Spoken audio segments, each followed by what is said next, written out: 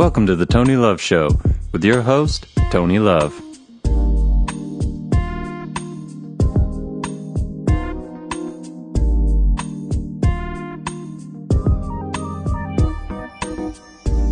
Thank you for listening to the Toni Love Show. Today, my guest is Mr. Lafayette Jones.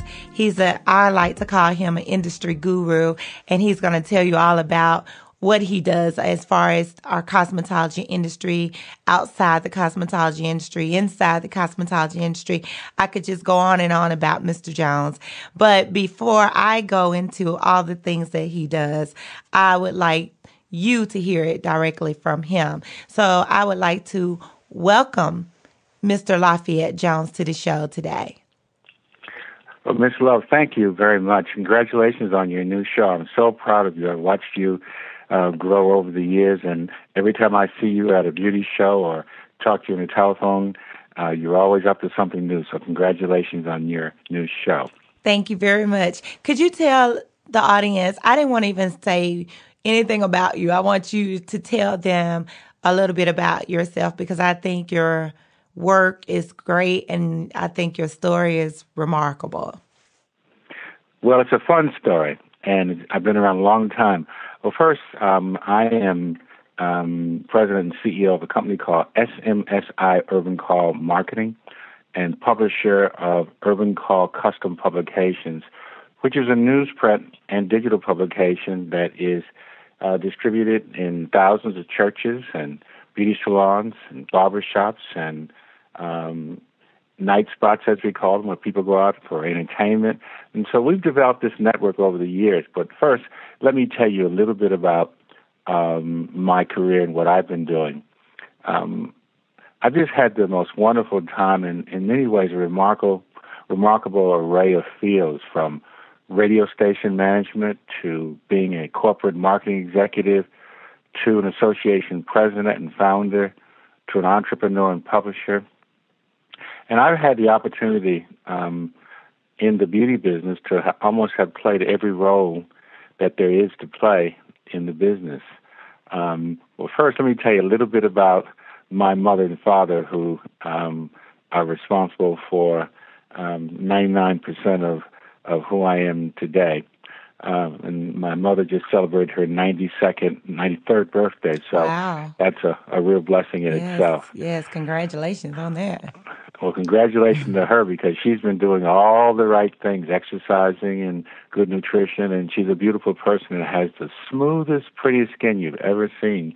And that's because she's never smoked a cigarette and primarily eats just vegetables, but that's a good thing. So I've come from good genes. I grew up in Buffalo, New York, and if you know anything about people from Buffalo, New York, we all know how to shovel snow for certain, and we also know how to work hard, and we also, most of us have learned to speak. There's something about our voices when you come from the Midwest. So I graduated from Fisk University, and I had the opportunity to attend several executive management programs at the Dartmouth Ames Tuck School of Business in New Hampshire, and also at the Stanford University Business School in Northern California. Today, I write many articles.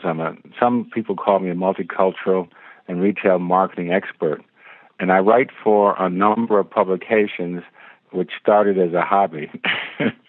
And you say, if you follow your passions, many good things can happen to you. I write for national trade and consumer publications, one called the OTC Beauty Magazine, that's written in both, it's bilingual, both in Korean and English. And it's a magazine targeted to inner-city beauty and barber supply retailers. Another column I write is a beauty industry report, and that's for beauty decision-makers, those folks who decide on how they're going to spend their marketing and promotion and merchandising dollars and where to locate their factories and so forth. And that report is called the Multicultural Report, and that goes up to about 5,000 key decision makers nationally and globally, because it's also a digital publication. I real pride and joy as a magazine I've been writing for now for 25 years. The publication is called Role Model Beyond Beauty. It has 1,600,000 circulation, and it's in every black beauty salon that I've ever been in. Wow, stop right there. Stop. Say the number, circulation again in the name of it. It's, many people call it black hair, but it's called Sophisticated Black Hair Styles and Guide for black women. Right. And the publication comes out monthly, and on the cover you see people like Beyonce, and then every time you see it, it's a celebrity on the cover, Keisha Cole, and the list just goes on and on. Well, I've had the great pleasure. I just finished interviewing an actress whose name is Tanya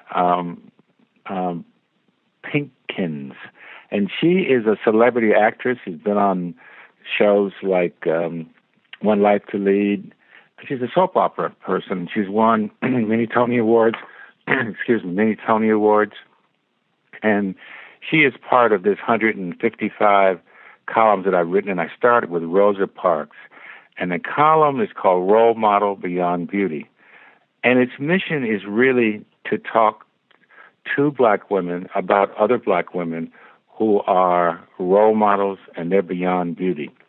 And one of the things that I've found is that the most beautiful people, especially women, are those who go beyond beauty. These are women who are doing good things in the community.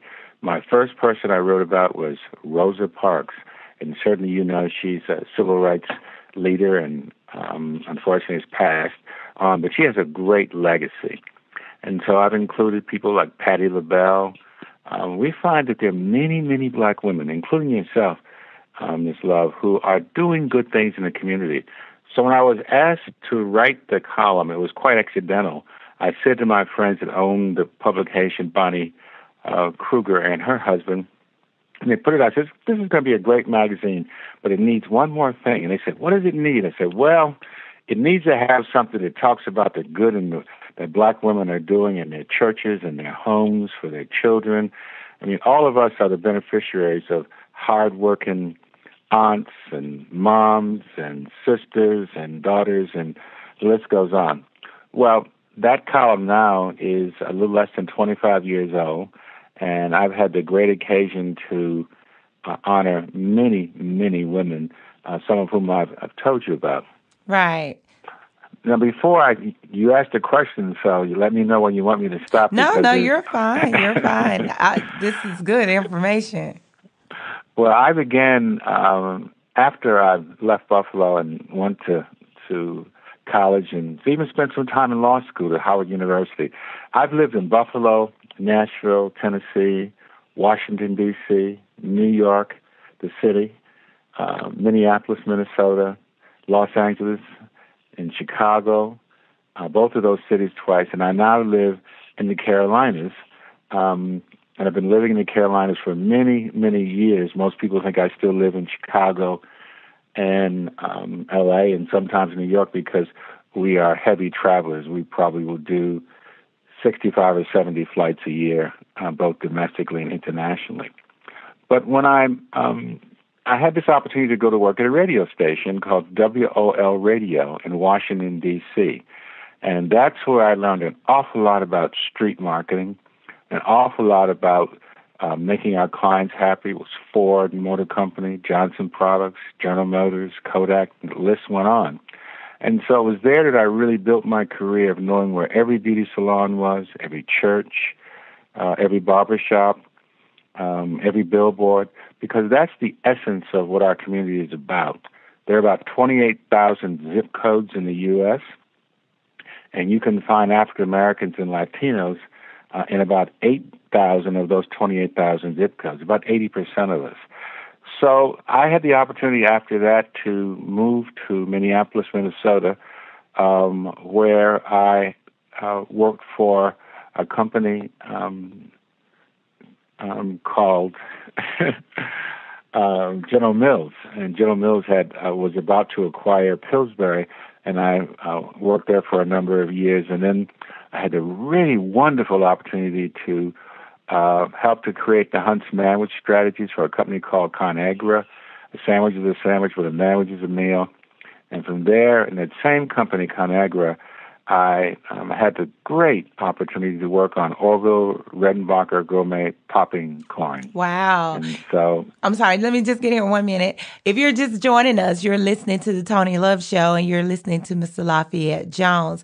Mr. Jones is a marketing guru, and he's here, my guest today, telling us about his great experiences and his contributions to the beauty industry. So please finish the popcorn. okay, well, I worked in the popcorn business, and we helped to introduce and create microwave popcorn, which was one of the things that we did. Mr. Redenbacher and I were good friends. We spent a lot of time together in the fields of Valparaiso, Indiana. That's where the greatest popcorn in the world is grown.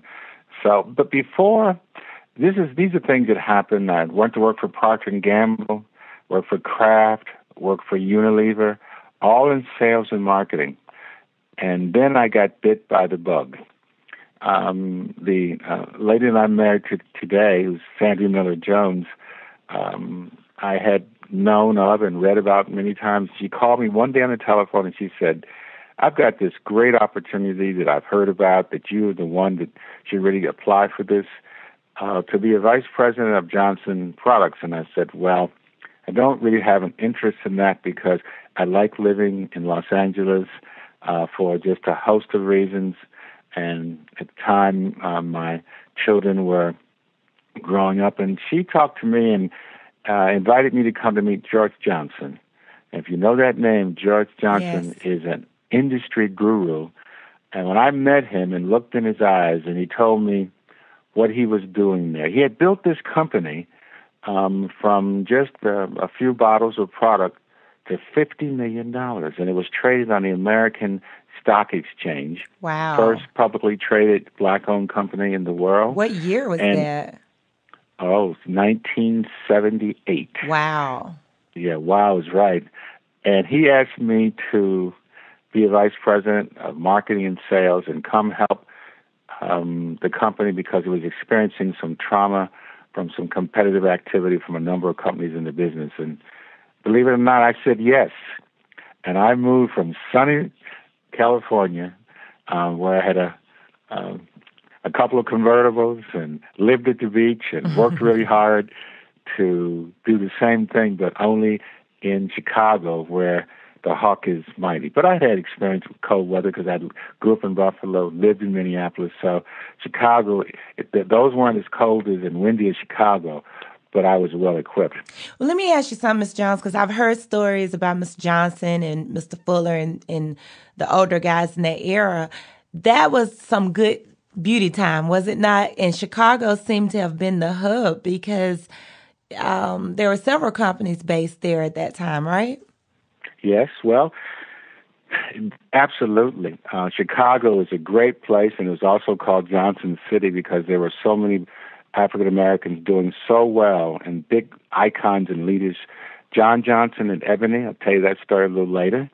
George Johnson at Johnson Products, and Ebony was part of Johnson Publishing Company. Right. And they had Fashion Fair Cosmetics and Supreme Beauty Products, and also Ebony and Jet magazines. And there were other people in the city named Johnson Cadillac. But it was a time that was very exciting. This was just before Harold Washington became the mayor. It was just at the time that Ed Gardner at Soft Sheen Products was really launching his company, which grew to $100 million during this period of time. It was a time that Cornell McBride, who was, all these people I know well, still my great friend, especially Cornell McBride, had invented Stay Soft Fro, and he was a pharmacist that found something called a humectant.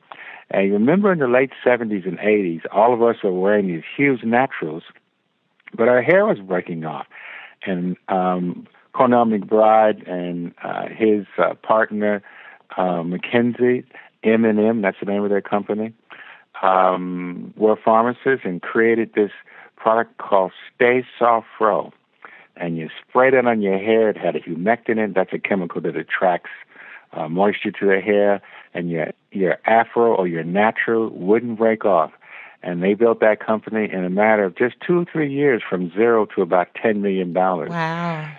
So I had the opportunity, and I've been very blessed by this, to know and work with the greatest minds in the beauty business that have ever existed.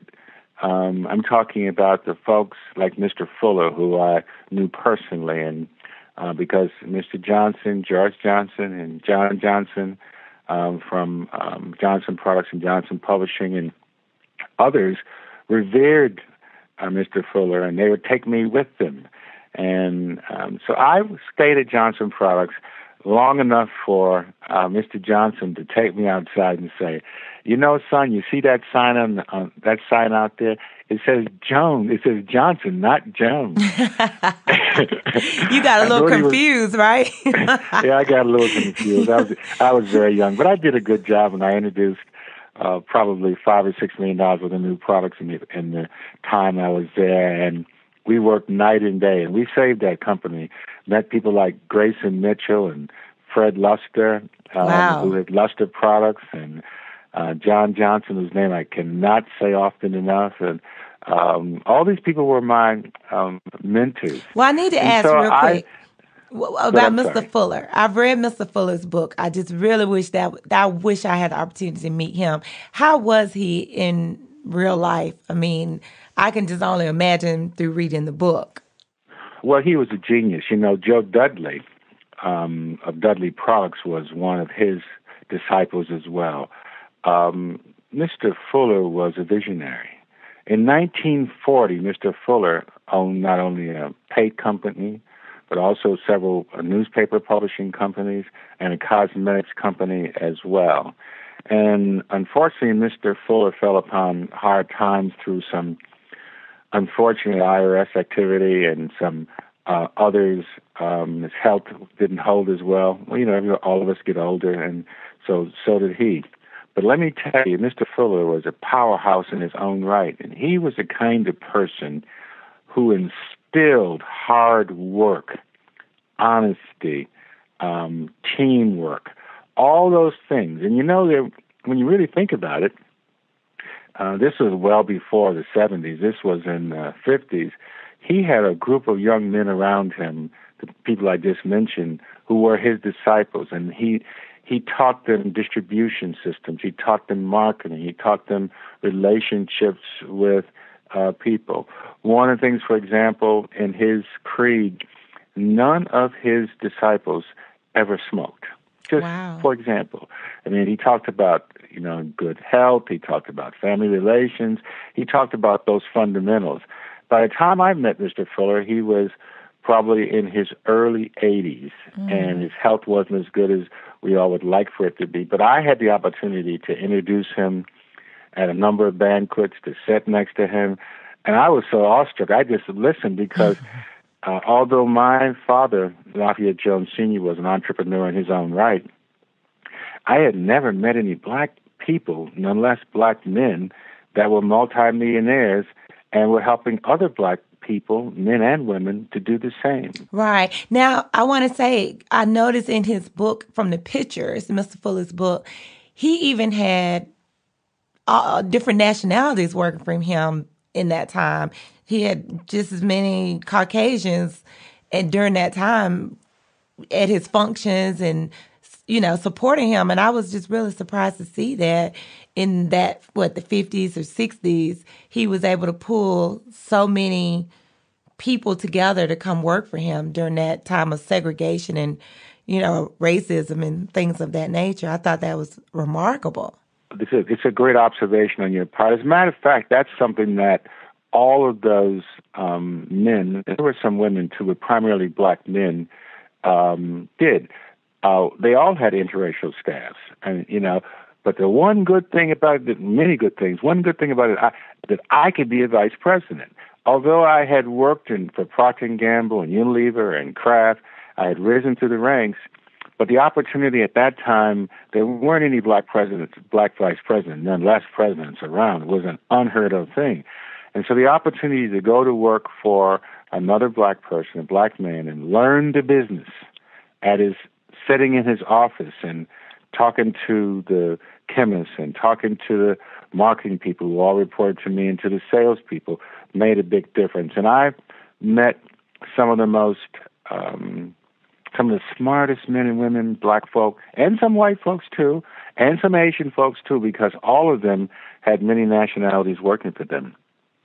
Well, after I did that, and I went back to California, and I took off a year and a half, took off 2 years, because it was really, I'd done pretty well. So Johnson rewarded me handsomely, and so I decided that I'd take 2 years off, and I did. But near the end of that 2 years, I got this phone call from Grayson Mitchell, who you may not know. Grayson Mitchell was Mr. Johnson's director of public relations, vice president of public relations. He eventually became Harold Washington's, the first black mayor, became his press secretary. And so Grayson called me on the phone on behalf of Mr. Johnson and said, you know, Mr. Johnson thinks that we should have a trade association. And I said, that's wonderful. Why is he calling me? I'm an early retiree. He said, because he wants you to get out of your jacuzzi and do some good work and come to Chicago and start this association. So, believe it or not, Mr. Johnson sent me a check for $50,000 and a plane ticket and said, as he used to call me son, I'm talking about George Johnson, get on the plane, come on back, and get busy. So I came back to Chicago and went to see Freddie Luster, went to see Mr. Gardner and Frank Davey, who was World of Curls at the time, and Marcus from Hairlocks, Mr. Marcus from Hairlocks Company, just a host of companies. Right. And Mr. Bronner in Atlanta, and Coleman Cottrell in Dallas with Proline, Cornell McBride and Thurman McKenzie and M&M. So I organized 20 in Chappie from Oklahoma City. I organized 20, I helped to organize, maybe a little more modest, 25 black-owned companies into something called the American Health and Beauty AIDS Institute. And at the time, I had the opportunity to bring on someone whose mother worked at Johnson Products, and it's Jerry Duncan Jones, who is now the executive director. I was its first president and executive director, and when I left to begin my own companies again, after 7 years, I served as executive director and president of AHBAI. You can find it on the internet of ahbai.com or .org. But at the end of the day, I spent a wonderful 8 years traveling around the world, from West Africa to Paris and London and every city in between, looking out for the interests of these 25 black-owned companies. We learned to buy petrolatum. That's a chemical, basically it's called grease, that we stopped buying it by the barrel and start buying it by the tanker and the boatload. We pooled our money together and we bought insurance, because all companies have to have insurance and liability insurance and fleet insurance of all kinds. And so we found if we pooled our money together, we could buy more for less.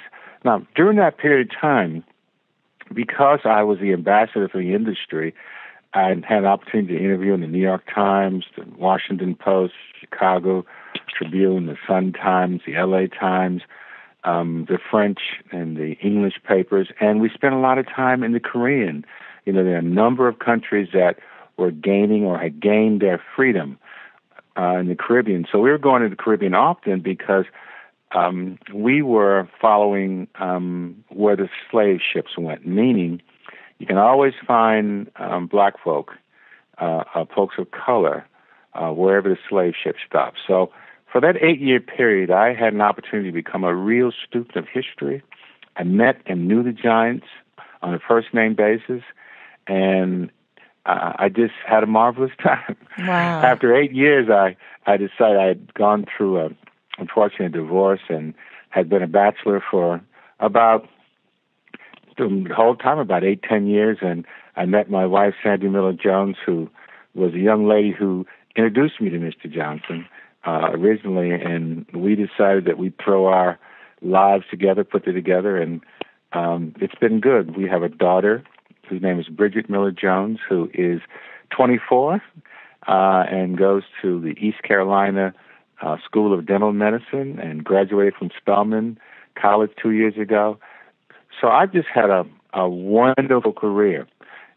After I left the American Health and Beauty Aids Institute, I decided that I wanted to throw my lot in with some things that my wife was doing. So she developed a company called Segmented Marketing Services, SMSI, and I developed another company called SMSI Urban Call Marketing, SMSIUrbanCallMarketing.com. You can find it, or you can look it up on the internet as SMS Sam Mary Sam Independent SMSI.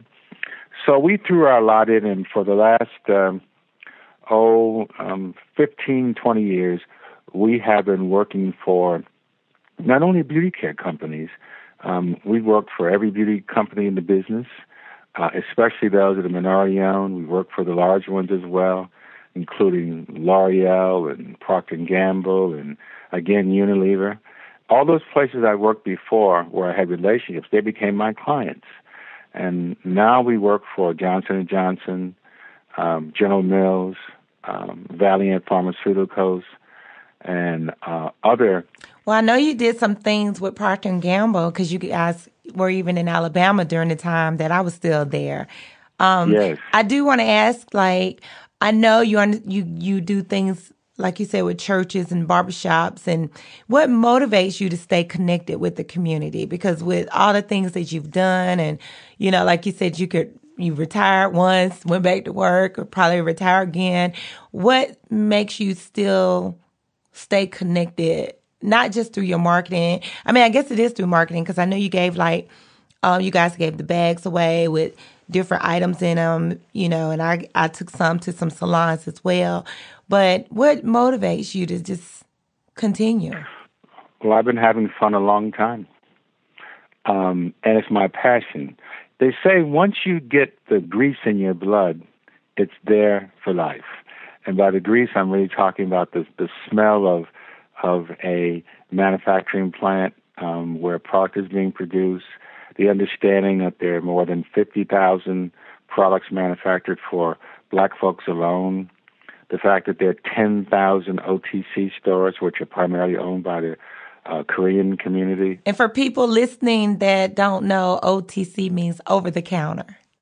Yes, well, there are several OTCs. OTC is a word that's used in the multicultural marketing beauty world, and it's also used in the pharmaceutical trade as OTC. It stands for over-the-counter. There are about 10,000 of those stores, doing about $7 billion in our community. The beauty care industry, when you consider skin care, hair care, synthetic and natural, and synthetic and human hair, is about another $7 billion in those. So we're talking about large numbers. Black women are the primary purchasers of beauty care products.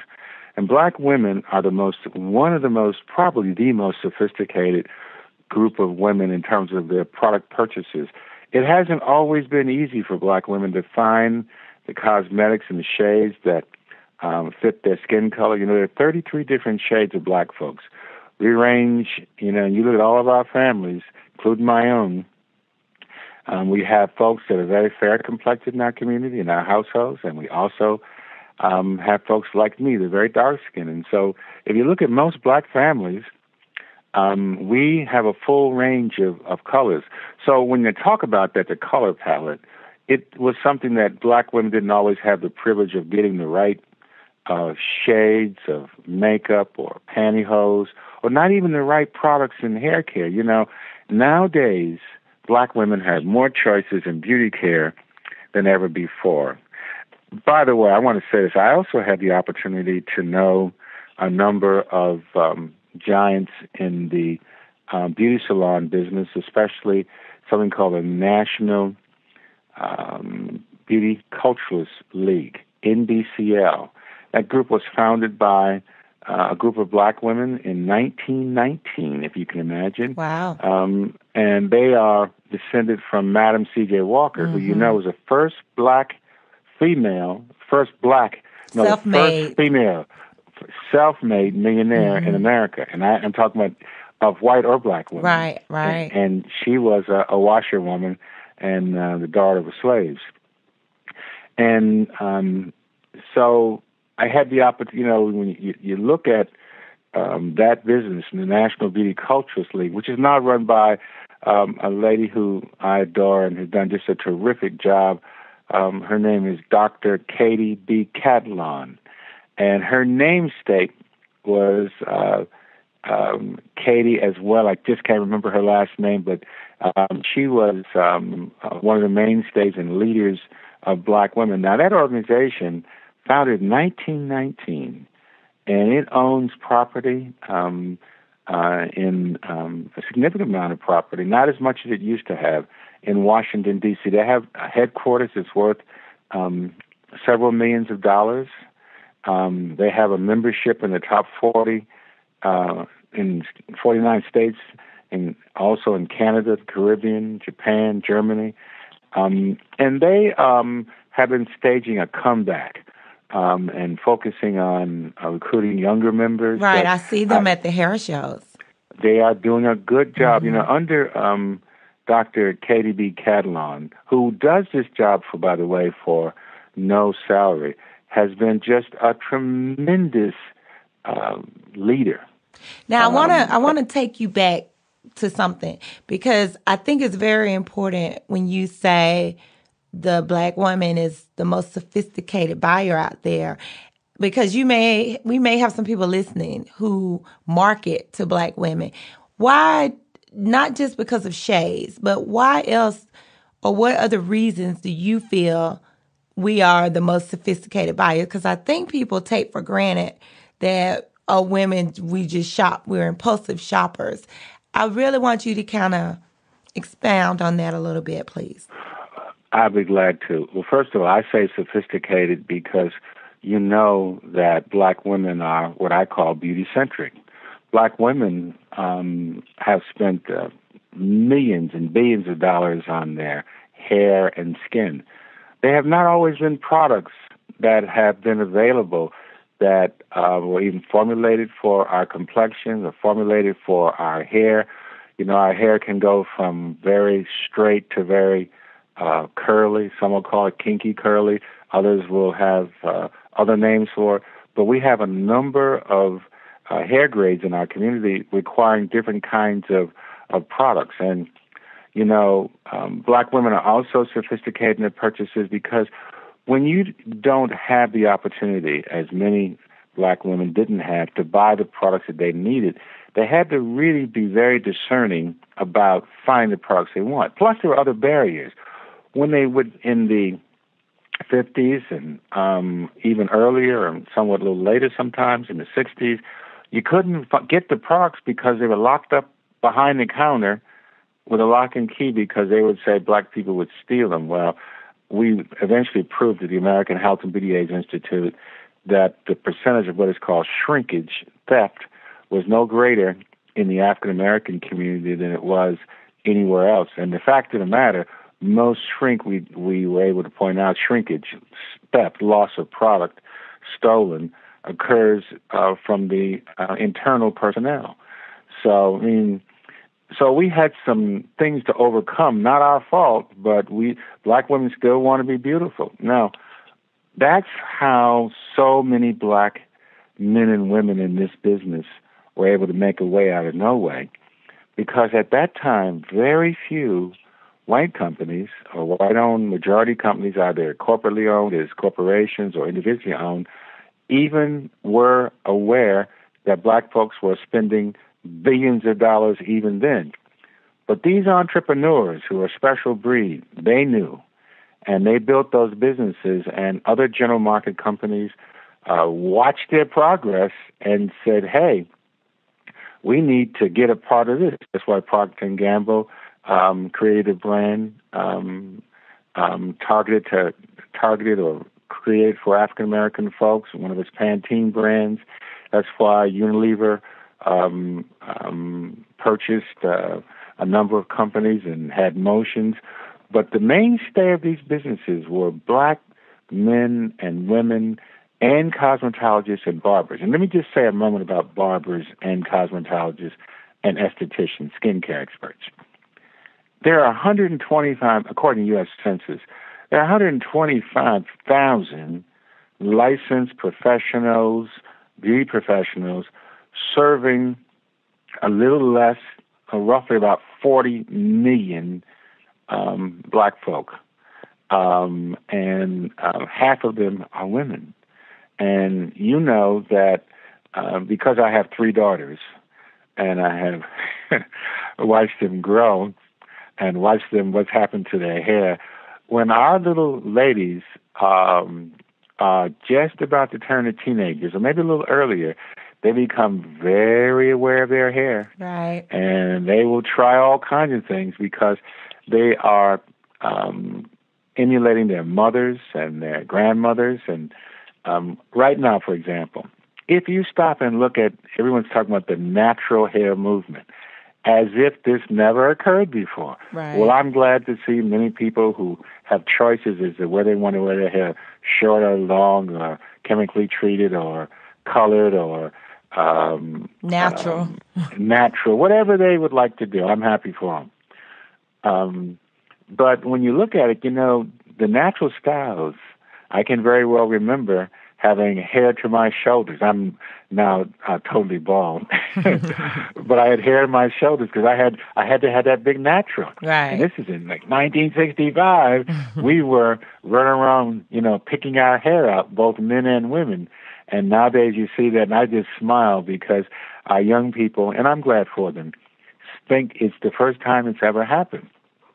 Well, that's how Stay Soft Fro, Cornell McBride's company, and that's how Johnson Products use Afro Sheen, how they grew those companies, because they were in the streets, because they understood what people wanted. But going back to your question, Ms. Love, about the importance of black women, black women are very, very important in the beauty business, not only as licensed professionals, but also as consumers. Now, one thing earlier you said, too, about working with Mr. Johnson and the greats back in that time. Both Mr. Johnson. Right. In the association affiliation you had with the different people, the different business owners, and you were amongst millionaires who had built their businesses in the hair care industry. One of the things you said that just really stuck out with me, you said they taught their people the business. You know, they had to learn the business. Would you say today that may be something that is lacking, that everybody wants the money or the projection of there's money here, but they don't want to take the time to learn the business? Well, there have always been people who would fit in that category, but I can just tell you, the same, you know, I also am a public speaker now, in addition to an author, writer, journalist, in addition to running my own businesses and being a publisher, I've become a speaker just because it's fun to do. And in one of the speeches that I give this all the time, I have come to the conclusion after observing Joe Dudley and Cornell McBride and Thurman McKenzie and Ed Gardner and Gary Gardner and Frank Davey and Joe Dudley and Eunice Dudley, right, and others, they all possess, and Freddie Luster too, don't want to leave anyone, Mr. Bronner, who's a great friend, Bronner Brothers show, they all possess the same 4 things that make everyone successful. And it's something that I modeled by that. I mean, I copied off of them. When you see something good, you got to copy it. right. And the first thing about all of them, they were highly disciplined people. Discipline. They believed in the principle of discipline. That's something Mr. Fuller taught a lot about. That's why they didn't smoke. That's why they had certain hours that they slept and did certain exercises and nutrition, discipline. Then they were determined. Now, remember that at this time, no one would loan black folks any money. So Mr. George Johnson and Mr. John Johnson and all of them got their money primarily from their mothers. These young men's mothers hocked their furniture at the pawn shop to give them money to start their businesses. Right. So they were very disciplined about how they used their mother's money and other money they were able to get, because banks didn't loan black folks money for anything. You could borrow money, go on vacation from some banks at that time, and they wouldn't give you a loan to start a business if you could prove through a business plan it would work. So these are bootstrapped, self-financed people. Right. So the other thing I learned about them, not only were they highly disciplined, they're determined. If you read Mr. Fuller's book and he talks about in the middle of the night needing $10,000 or so, and he's wandering down the street in Chicago and he happened to see a light on, went into someone's office, and the least likely person of all, person cleaning up there, loaned him the $10,000. I think that was the amount of money, because these folks were determined to succeed. And the reason they were determined to succeed, that there weren't a lot of business opportunities for black folk at that time. And they figured out that even though there are many more opportunities now, that owning your own business was the way to go for at least a group of them. Now, what would be the third and fourth thing? Well, confidence. And confidence is not what you know. It's your ability to know what you don't know and the willingness to ask for it. It takes courage to ask questions about things you don't know. So it's confidence, discipline, determination. And the other thing, and I would say 9.5 of them out of 10 were serious, faithful, religious people. They believed in a higher power. They didn't start a meeting without a prayer. And even today, the Bronner brothers, several of the younger Bronner brothers are ministers. And so Mr. Bronner would always put his hand up in the meeting, so we got to say a prayer now, got to say a prayer. So about 9.5 of them were really very faithful. That other half was me, who had to learn, although I grew up in the church, I had to learn about the power of faith. So confidence, discipline, determination, and faith in a higher power were those 4 ingredients that I observed and modeled. Wow. Well, I will tell you, I thank you so much for your time. And this has been a history lesson within itself. You have given so much good information. Now, I do want to ask you, because you were in marketing, I always wanted to know how... I still am in marketing. I just do it for major companies. No. What I was going to say is, I know you were in marketing and you work with corporate. At the beginning, I always wanted to know how you got into the beauty industry and how you found your niche. And today, you've clarified that. I always thought, how did he get into this beauty industry? How did he find his niche? And today, you've kind of just given me a step by step as to how it all began for you. But I got blessed. That's the real deal. I was blessed to be invited to come in. Exactly, by Mr. Johnson. Right.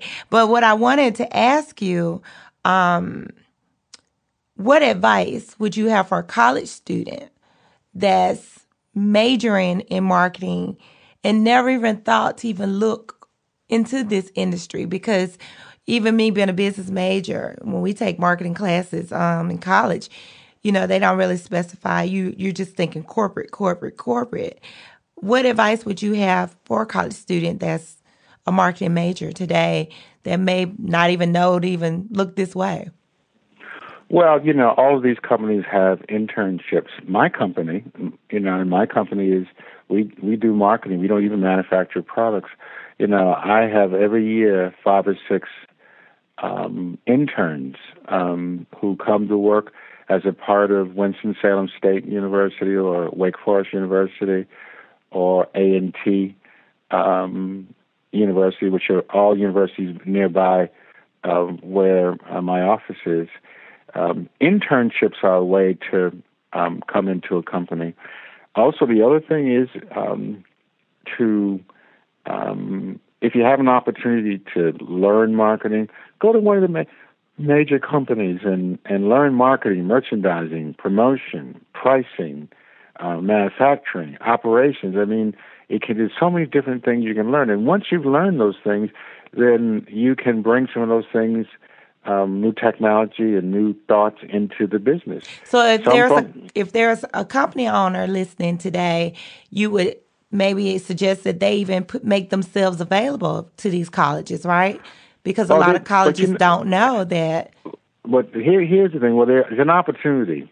I went to a historically black college. There's an opportunity for us all to even do a better job, for us who are in the business to have more interns and for the historically black schools and other schools too, not just historically black, where our young people go to school, for us to become more involved in programs. But I can tell you, if one of your listeners went and asked one of these manufacturers or marketing people, could I come be your intern or had an intern program? 8 out of 10 times they're going to say yes, because they're absolutely flattered that someone would even think they knew anything. And they know a lot now. Don't let me play it down. They just aren't talking that much. Right. Now, I do want to ask you, how do you feel about the beauty industry today, and what do you think needs to be done to make it better? Well, I've always been excited about the beauty industry since the day I came, even to this day. I think it's a wonderful industry. First of all, because the industry has been very good to me and to my family and to my friends. I've met some wonderful people all over the world that not only have we had an opportunity to serve our customers, which is what it's all about, but also to meet beauty professionals and others. I think the beauty business continues to change, as all things are. Most recently, my friends over at Black Sophisticates Styles and Care Guide, Hair Styles and Care Guide, asked me what I thought the next big thing was going to be. And I said to them, the next big thing in 2013 will be even more rapid change. And as a person who's been around for decades as a senior executive, as a marketer, as a publisher of Urban Call, as a Sophisticates Black Hair role model columnist, it's been my privilege to really chronicle and observe changes in the beauty industry over many decades. Right now, today, online beauty blogs, social media sites, and other internet forums are now joining with traditional magazines like Ebony and Jet, and also Essence Magazine. By the way, those magazines were direct outgrowths of black folks investing in other products that other black people own. Essence, Jet, Ebony. And nowadays, these internet forums now are joining traditional magazines, television, radio outlets. Kathy Hughes, who is chairman and founder of Radio One, is a friend of mine. And many of our companies have been supportive of hers. She's quite an astounding person. But the black beauty industry has helped so many other black businesses grow because we needed what they had to offer. But I think we're going to continue to see some exciting developments in hair, skin, and beauty. The advances in technology, in chemistry, in styling techniques, and in synthetic and human hair, and even tools. You see more beauty tools for professionals and for consumers than you've ever seen. And like I said before, the basis for all this is black women are among the most fashion-forward women globally, and they're driving this change. And what I think is going to happen is this change is going to occur more rapidly. We're going to see a continuing change of business ownership. At one time, it was not largely, but many Jewish people involved. That's declined.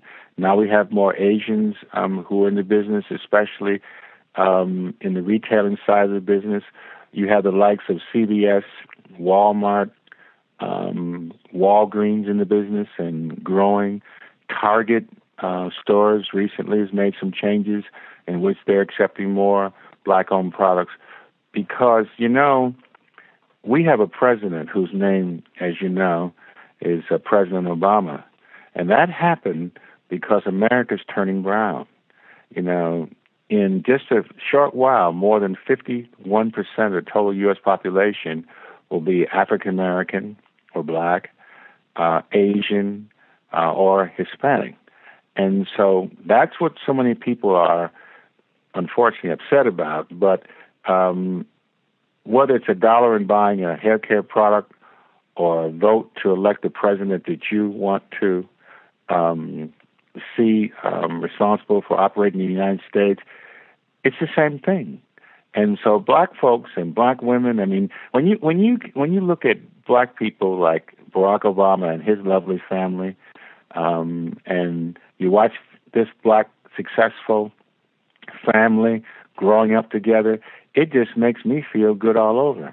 In the couple of times that I've been to the White House, you walk into the White House and you look at the walls and you see all these pictures of all these great people, Jefferson and Lincoln and every president you can think of. And then you go all the way down the line and you look at the end of the pictures and there's this black family among these hundreds of pictures and their name was Obama, and you say, how could that be? A guy named Barack Obama, and he's president of the United States, and he's a family man, and et cetera, et cetera. So America's changing. So you feel the industry today is going to get even better? Well, I'm not going to paint a perfect picture for you. It's a tough category. And in order to be successful in this business now, you not only have to be confident, disciplined, determined, but you have to have staying power, both mentally and financial. You got to be able to stay at the table to play the game. And the categories are tough, and lots of people who didn't know much about this business came in and thought they would just put a lot of money in it and win. It takes more than money to win this game. It takes money plus intelligence. But for me, it's the greatest love. Right. Because I have gotten in my lifetime to meet and know of, both in the U.S. and in Jamaica and different parts of the world, some of the greatest black minds that ever lived. Well, that's what I love. We got to wrap this up. I just have two more brief questions for you. Well, I know that you have ties with this very famous actress, and I was told that you kind of introduced her to the hair business. And if you can just give us her name, that would be great. Oh, well, my friend is Lisa Ray. And Lisa Ray is from Chicago, and I had the occasion when I was the vice president at Johnson Publishing, working for Mr. John Johnson, to have needed a model. Okay. And so one of my friends who was in the business said, there is this drop-dead, gorgeous young model. She's about 18 that you should see, and I'm going to invite her over because, we pick models all the time for different events and shows. Right. And so she came, and I was so stunned by her maturity and so forth. I had met her father many years ago, but didn't know it. Right. And I invited her. Mr. Johnson said, we're all going to Atlanta to the show and get your model troupe together. So I invited her to come and be our model. It's about, I won't say how long ago, it's a good while ago, I don't tell women's age. But she came and she never looked back. And she went from, go ahead. But she is not only a smart person, she's always also been a very successful entrepreneur because she's a daddy's girl. Her father was a very, very successful real estate hotel, nightclub owner in Chicago. And when he passed away, her father was a man who was crippled and could not sit in his car, did most of his business sitting behind his steering wheel. And she would go with him as a daddy's girl. So Lisa Ray McCoy is not only beautiful, but she is also smarter than a whip, and she's been very successful. Right. She's had her ups and downs like everyone else, but I love her to death, and she's been a good friend of mine for a long time. Right. And it's funny you said you brought her to the Bronner Brothers show as a part of a modeling troupe, and then last year you, and Miss McBride was standing there, and she walks at the Bronner Brothers show, and she comes directly to you. She and her sister Debrat, and that's amazing because she was just there. What was it, last August when we were all standing there talking, and then she walked up. But I thought that was just awesome that you started at Bronner, and then here it is last year. She was there introducing her hairline. But I do want to thank you for inviting the me. interview. It was awesome, and just all the advice and assistance you've provided to me over the years, and you haven't been selfish, and you just, when I didn't know what to do or was asking questions and trying to learn the business, you were always there to offer advice and, share information with me. And I always want to honor those people and give back and let people know, because a lot of people ask me, how'd you know this or how'd you know that? And I'll say, you just have to surround yourself with the right people. And I've just been so fortunate to have you and Mr. Dudley and Mrs. Dudley and my mom and just so many other people in my life to just share. And I just want the audience to see what I see and hear what I hear and get this information. And I really, really, really appreciate you taking time today to spend with us. Well, let me say this last thing before I go. It gives me great pleasure to see you so successful. I watched you a long time and observed how you've grown and how you give back and how much humility you still have. And that's one of the great things that I notice about great people. Most of them are very modest. And those of us, including myself, who weren't so modest, we learned to become modest because as we get older and we learn things, we know that we only live by the grace of God. So thank God for that. Right. Well, thank you so much, and I really appreciate you taking the time out. Call me again. I'm here for you. All right. Thank you. Thank you. Bye. Bye-bye. Thank you for joining me, and thank you for listening. If you want more information, visit our website, www.tonilove.com. That's TONILOVE.com, ToniLove.com. And also be sure to join our group, the Toni Love Group. The membership is awesome. We have members that get information, inside information about what's going on in the industry. We have articles, job postings, and so much more. So be sure to join the Toni Love Group by visiting the ToniLoveGroup.com.